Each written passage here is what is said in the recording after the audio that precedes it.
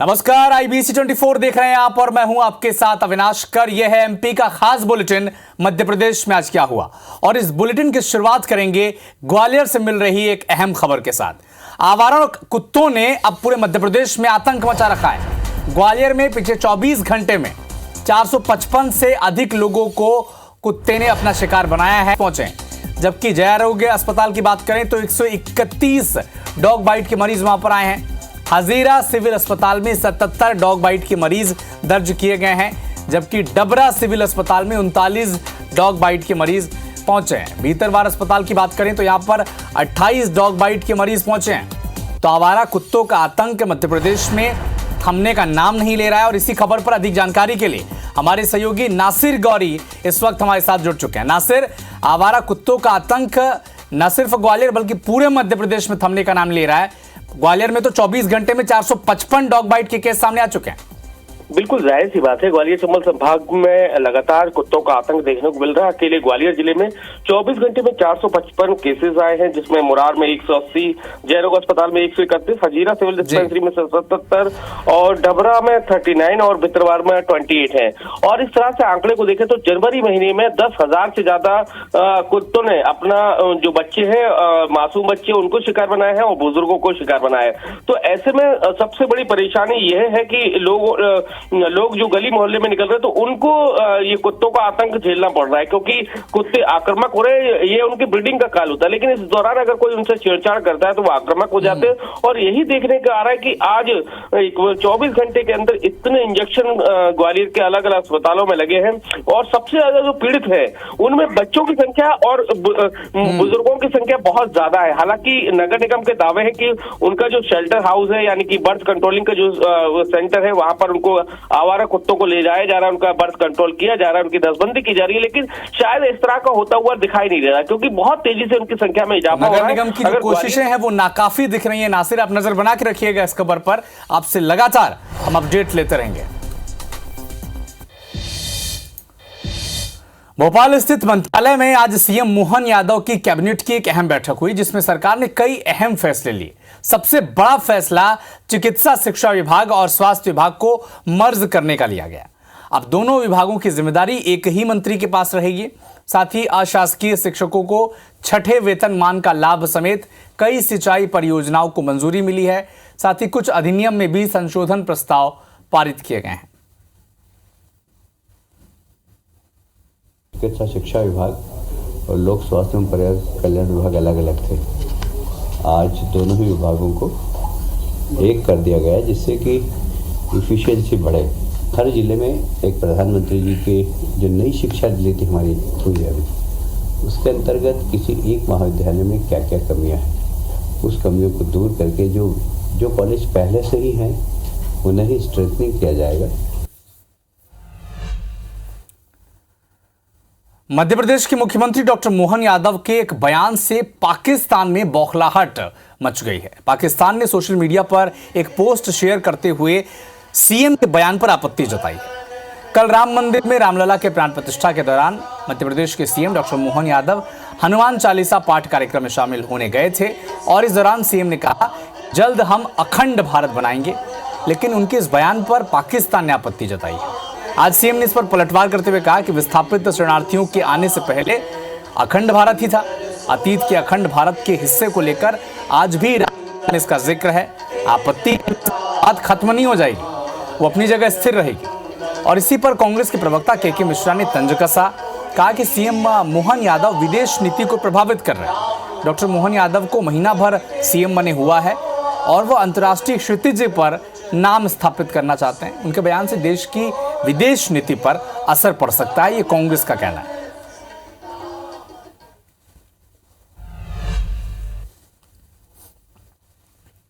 से जब 47 में हमारे हाथ से सिंध का जाना हुआ, पंजाब का बटना हुआ, पाकिस्तान का बनना हुआ, हिंदुस्तान को खंडित होना हुआ। परमात्मा करेगा आज नहीं तो कल हम वापस देश एक करेंगे, अखंड भारत फिर बनाएंगे।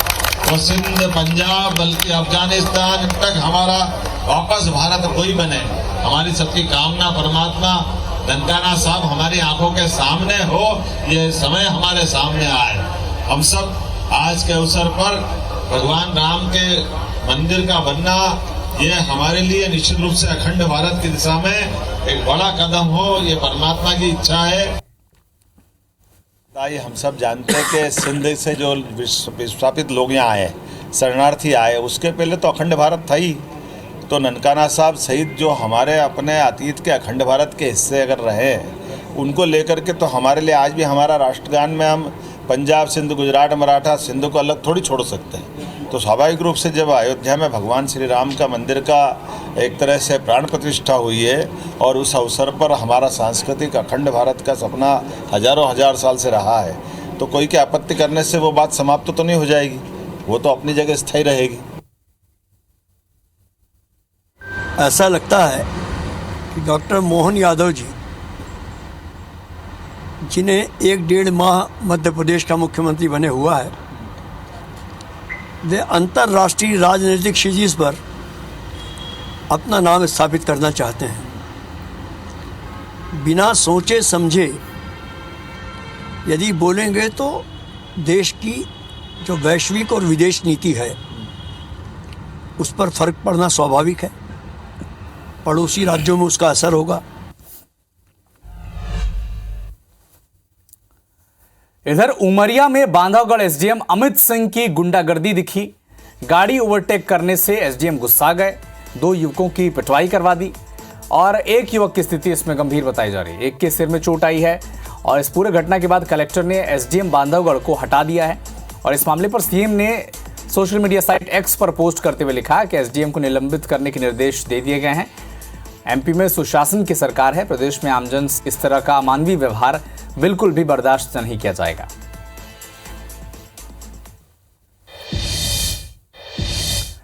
पन्ना जिले के गुन्नौर विधायक राजेश वर्मा का एक वीडियो अब सोशल मीडिया पर वायरल हो रहा है।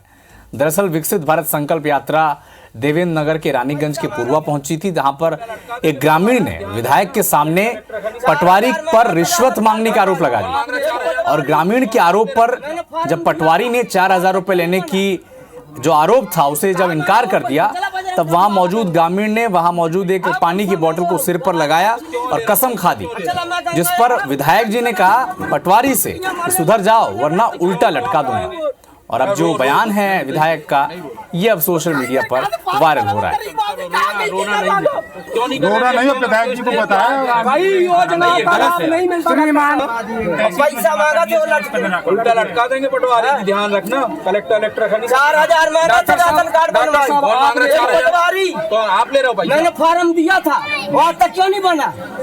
पैसा मांगा, 4,000 रुपए लेने का आरोप लगाया, मांगने का आरोप लगाया पटवारी पर, और इसका जिक्र विधायक के सामने शिकायत के तौर पर रख दी। जब पटवारी ने इनकार किया तो पानी का बोतल सर पर लगाया, कसम खा दी कि पटवारी ने 4,000 रुपए मांगे थे। इसके बाद विधायक जी गुस्से में आ गए और कहा कि पटवारी उल्टा लटका दूंगा अगर ऐसी हरकत हुई तो। इस दौरान जो ग्रामीण था वो भावुक भी हो गया। चलिए बढ़ेंगे आगे। अयोध्या में श्री राम लला की प्राण प्रतिष्ठा को लेकर पूरे देश में राममय माहौल है। मध्य प्रदेश के कैबिनेट मंत्री कैलाश विजयवर्गीय इंदौर के प्रीतेश्वर हनुमान मंदिर पहुंचे, राम भजन किया, रामायण पाठ किया, हनुमान जी की आरती की। इस मौके पर उन्होंने कहा कि राम जन्मभूमि का यह आंदोलन 550 साल पहले सबसे पहले राजा राणा रणबीर सिंह ने शुरू किया था। उन्होंने अपने 75,000 सैनिकों के साथ राम जन्मभूमि को बचाने के लिए युद्ध किया था। उसके बाद कई राजाओं ने कोशिश की। राम जन्मभूमि का ये इतिहास युवाओं को पढ़ना चाहिए और मंदिर आंदोलन की इस गाथा को पाठ्यक्रम में शामिल करने के लिए प्रयास भी किए जाएंगे। वर्गीय के इस बयान पर कांग्रेस नेता कह रहे हैं कि मंदिर आंदोलन की गाथा पाठ्यक्रम में जरूर शामिल होनी चाहिए, लेकिन उसमें बीजेपी और आरएसएस का महिमा मंडन न हो। पाठ्यक्रम में यह भी बताया जाए कि राम मंदिर बनाने के लिए राजीव गांधी ने ताले खुलवाए थे।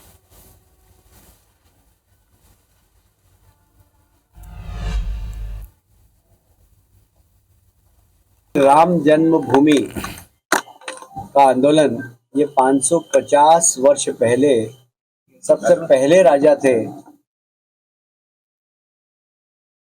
राणा रणवीर सिंह। उसके बाद लगातार अनेक राजाओं, बड़ा इतिहास है लंबा। मैं आज की युवा पीढ़ी को यही कहूंगा कि ये राम जन्मभूमि पे आज भगवान राम का प्रवेश हुआ है, इसका इतिहास सबको पढ़ना चाहिए। हम कोशिश भी करेंगे इसको शिक्षा में समावेश करें। राम मंदिर आंदोलन को इसमें शामिल किया जाना चाहिए, लेकिन इसमें वस्तु स्थिति और वास्तविकता भी बताना चाहिए। ये नहीं हो कि इस पाठ्यक्रम में सिर्फ भारतीय जनता पार्टी और आरएसएस को महिमा मंडित किया जाए। उसमें यह भी बताया जाए कि राजीव गांधी ने इस मंदिर के द्वार खुलवाए थे, ताले खुलवाए थे, तत्कालीन गृह मंत्री बूटा सिंह को इसके शिलान्यास के लिए विश्व हिंदू परिषद के यहाँ पहुँचाया था। राहुल गांधी की भारत जोड़ो न्याय यात्रा पर असम में पथराव और मंदिर में दर्शन करने की अनुमति नहीं मिलने के मामले में एमपी कांग्रेस ने आज पूरे प्रदेश में मौन धरना दिया। पीसीसी चीफ जीतू पटवारी, दिग्विजय सिंह, नेता प्रतिपक्ष उमंग सिंघार समेत तमाम दिग्गज नेता कार्यक्रम में पहुंचे, धरना दिया। दिग्विजय सिंह ने कहा कि ये कैसा राम राज्य है। एक और राम मंदिर को लेकर कहा जाता है कि जो जहां रहे वहीं मंदिर में पूजा करे, और दूसरी तरफ राहुल गांधी को मंदिर में पूजा करने से रोक दिया जाता है। देश में चल रहे इसी अन्याय के खिलाफ कांग्रेस न्याय यात्रा निकाल रही है। दिग्विजय सिंह ने सीएम मोहन यादव के अखंड भारत वाले बयान को लेकर तंज कसा और कहा कि मोहन यादव पहले अखंड भारत का नक्शा तो बनवाएं।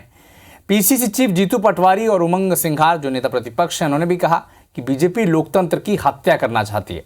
कांग्रेस कार्यकर्ताओं को अब गांधी नहीं, सुभाष चंद्र बोस के विचारधारा पर चलने की जरूरत है। राम राज की बात करते हैं, यही राम राज है। हम अकेले मंदिर में जाएंगे और किसी को नहीं जाने देंगे। यही अन्याय के खिलाफ भारतीय कांग्रेस, राष्ट्रीय कांग्रेस पार्टी न्याय यात्रा चला रही है। अन्याय के खिलाफ, न्याय के पक्ष में। भारतीय जनता पार्टी तो इस देश के मूल मूल्यों की हत्या करना चाहती है। आने वाले समय में लोकतंत्र की हत्या करना चाहती है। सुभाष चंद्र बोस की आज जयंती है, और अगर ऐसा हुआ तो मैं कांग्रेस के सब कार्यकर्ताओं को कहना चाहूंगा कि अब गांधी की जगह सुभाष चंद्र बोस बनना पड़ेगा। इधर ग्वालियर में केंद्रीय मंत्री ज्योतिरादित्य सिंधिया ने राहुल गांधी पर एक बड़ा हमला बोला। एक ही व्यक्ति को मंदिर में दर्शन करने के अधिकार के राहुल गांधी वाले जो सवाल थे, इस पर सिंधिया ने पलटवार किया और कहा कि जिन्हें मंदिर में आमंत्रण मिला था उन्होंने इनकार कर दिया। भगवान राम के मंदिर की जो प्राण प्रतिष्ठा होनी थी, इस आमंत्रण को इनकार किया। देश की जनता ऐसे लोगों को कभी माफ नहीं करेगी।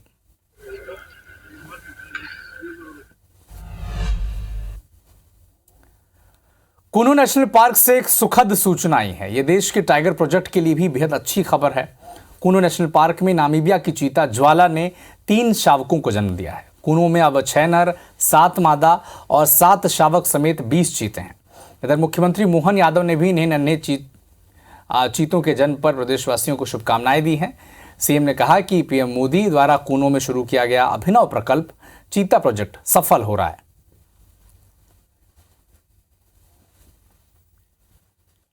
प्रदेश के लिए गौरव का विषय है। यशस्वी प्रधानमंत्री माननीय नरेंद्र मोदी जी ने जिस चीता प्रोजेक्ट के लिए हमारे अपने मध्य प्रदेश में पालनपुर कुनू में शुरुआत की थी, उसमें ज्वाला नामक एक मादा शाविका द्वारा फिर एक बार 3 नए नन्हे मुन्नों का हमारे यहाँ आगमन हुआ है।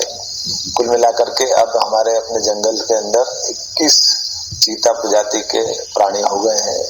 इस नई सौगात के लिए मैं सबको बधाई देना चाहूँगा। जबलपुर में 35 साल की एक महिला ने मुस्लिम धर्म छोड़कर हिंदू धर्म अपना लिया। सदर बाजार स्थित शिव मंदिर में धर्म सेना के कार्यकर्ता की मौजूदगी में पंडित ने विधिवत पूजन अर्चन किया और सनातन धर्म में उनकी वापसी करवाई। महिला का नया नाम अब नंदिनी रखा गया है। पहले महिला का नाम रजिया बी था। महिला ने कहा कि जल्द ही उसके पति का भी सनातन धर्म में वापसी होने जा रही है। सनातन में वापसी के बाद महिला ने यह भी बताया कि उसकी बचपन से ही सनातन धर्म के प्रति लगाव रहा है। शादी के बाद उसके पति ने इस बात को समझा और सनातन में वापसी के लिए महिला की मदद की। साथ ही ये भी बताया कि सनातन धर्म में महिलाओं और बेटियों को जो सम्मान मिलता है वो किसी दूसरे धर्म में नहीं मिलता। तलाक की प्रथा है जो तरह तरह के हर तरीके से इस्लाम सही नहीं है, इसलिए सनातन धर्म में आए हैं। सनातन धर्म में अपने घर में वापसी करें हैं हमें सबसे अच्छा लगता है। यही संदेश देंगे कि हमारे प्रभु श्री राम विराजे हैं, तो अब हमें भी अपने घर की वापसी चाहिए। जितनी भी मुस्लिम महिलाएं हैं, जितने भी मुस्लिम भाई हैं, हमारा सबसे यही कहना है कि अपने घर में वापसी। सनातन धर्म में नारी को नारायण के जैसे पूजा जाता है। आज नंदनी का पूर्व नाम रजिया स्वागत करता हूँ। हम सभी स्वागत करते हैं सनातन धर्म में वापसी का। दुनिया का सर्वश्रेष्ठ धर्म कोई है तो सनातन धर्म ही है, जिसमें महिलाओं को बराबर का सम्मान और पूरा आदर किया जाता है, जहाँ नारियों को देवी के रूप में पूजा जाता है। और आज नंदनी ने भी स्वीकार करी इस बात को कि सिर्फ सनातन ही है ऐसा कि जहाँ स्त्रियों को बराबरी का अधिकार है। अयोध्या में राम जन्मभूमि पर बने भव्य मंदिर में श्री राम लला की विराजित होते ही पूरा देश राममय हो गया। इधर जबलपुर में कुछ ऐसा हुआ जिसे लोग चमत्कार मान बैठे। यहां अखंड रामायण का पाठ चल रहा था और इसमें एक वानर यानी बंदर एक अचानक से आ गया। इस वानर ने रामायण पाठ में बैठे लोगों को कोई नुकसान नहीं पहुंचाया, बल्कि बैठकर प्रसाद में रखे फल को खाना शुरू कर दिया। ये वानर काफी देर तक रामायण पाठ के दौरान यहीं बैठा रहा। ये तस्वीर जबलपुर के दीक्षितपुरा इलाके की बताई जा रही है। रामकथा में पहुंचे लोग इस वानर को हनुमान जी का रूप मान रहे हैं। तो तस्वीरें देखिए, जिस वक्त अयोध्या में रामलला के प्राण प्रतिष्ठित हो रहे थे तभी जबलपुर में सुंदरकांड का पाठ चल रहा था और इस दौरान एक बंदर, एक वानर पूजा में प्रवेश कर गया और वहां पर जो प्रसाद के रूप में फल रखे गए थे उसे खाने लगा। और खास बात यह रही कि उसने किसी को वहां पर नुकसान नहीं पहुंचाया।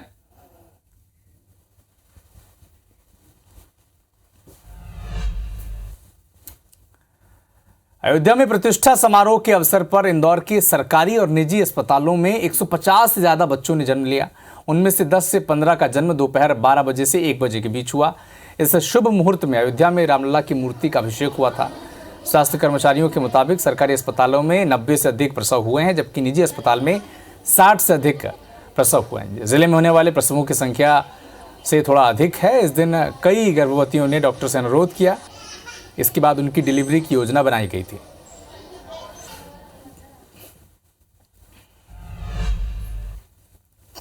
तो फिलहाल इस बुलेटिन में इतना ही, लेकिन देश और दुनिया के साथ एमपी और छत्तीसगढ़ के तमाम अपडेट के लिए आप जुड़े रहिए हमारे साथ। नमस्कार।